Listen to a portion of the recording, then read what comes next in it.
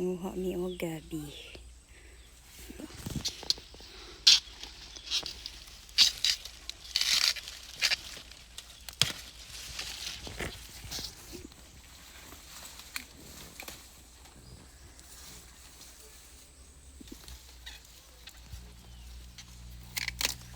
Ang balay ko sa lalim sa niyog.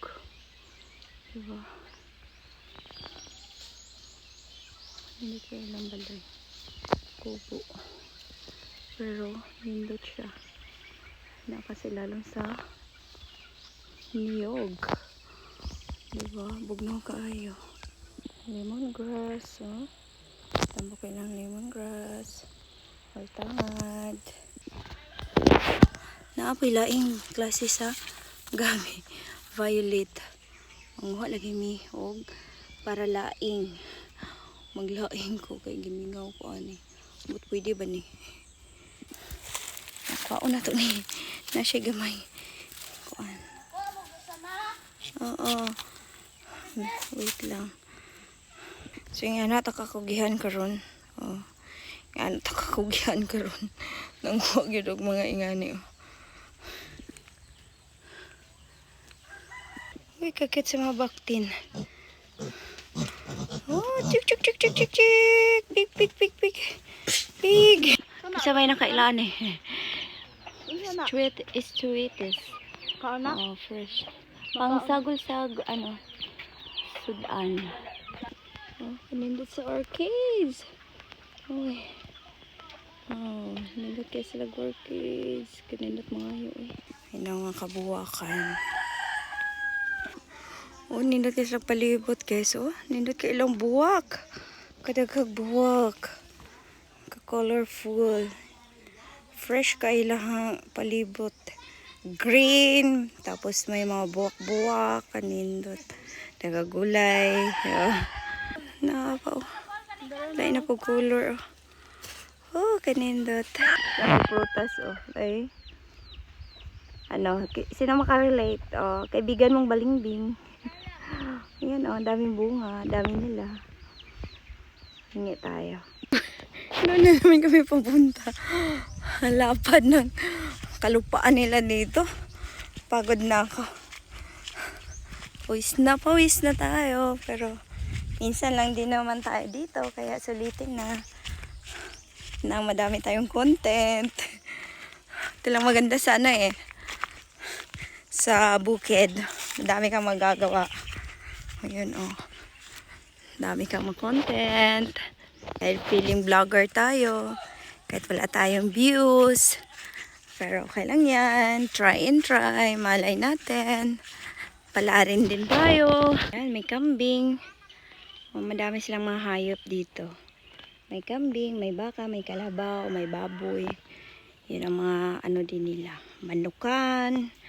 Binubuhay nila. Pag walang bigas, tinda. Pagbili. Kaya pamangkin na maganda. Na masipag. Kumuha ng gabi. Hindi niya itala yung init. Oh. Bitbitin mo. Doon ka. Tayo ka doon. Oh. Goodbye. Kuha kami ng daon ng gabi. Sakto ilaing. Gataan. Diba? Tapos bili ako ng isda na tilapia. Piprituhin. Lagyan ng gata. Isasahog sa dahon ng gabi with ginata. Mga bagong tanim na niyog. Kasi nauso ngayon yung ano dito. Pagtatanim ng niyog at saka saging. Yan, lapad na ito. Kaya pag masasabi mong darating yung ano, dahil sa gulo ng bansa, ng paligid, ng mundo natin, alam mo yung makakatagal, makakasurvive talaga is yung province. Kasi maraming resource ng pagkain na hindi nila masyadong binibili. Nasa paligid lang. Basta may ulan lang, maganda lang yung panahon. mabubuhay yung sa province, makakasurvive kahit walang electricity. Nagso-solar sila guys. Kasi mainit, maganda yung panahon dito pag araw. Ayun, abundant sila sa init. Ayan, so may solar, may source pa rin sila sa kuryente. And then, yung binibili lang talaga nila is yung mga pangunahing pangangailangan. Yung mga gulay, hindi nila masyadong pinoproblema kasi nasa paligid nga lang. Tulad nito, magugulay kami, kukuha lang kami kung saan saan. Ayan, and then yung problemahin lang namin is yung pansahog. 'Di ba? Saka pag niyog, ang daming niyog. Hindi mo problemahin yung gata. Saka yung mo lang, problemahin mo lang yung pagkayod ng niyog. Yun lang. 'Di ba? Makakain ka na, makakagulay ka na. And then dito may mga palayan. So kung darating man yung taghirap talaga, ayun. So yung province is makakasurvive talaga sila. Kahit walang kuryente, ganun. Daming punuan ng gabi. Ang lalagyan namin isang sako. Wala sako talaga. Damo. Tapos may makulit. Oh, isang sako na. Tagagsod. Kanang. Ayan, so nakapaligid dito. Ayan, paligid talaga ng bahay nila. Napakalawak na taniman ng niyog. Napakalawak na lupain. Okay ko ma. Okay, namta. Asa ko may. Ayan. Painom ko. Ang lawak na taniman ng niyog.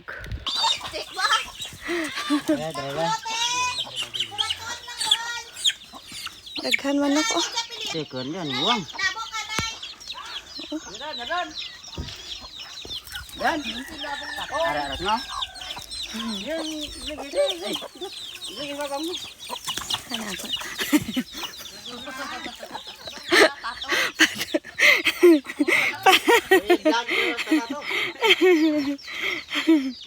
Ito. Apa? Ay, iro. Tampiling pa ito.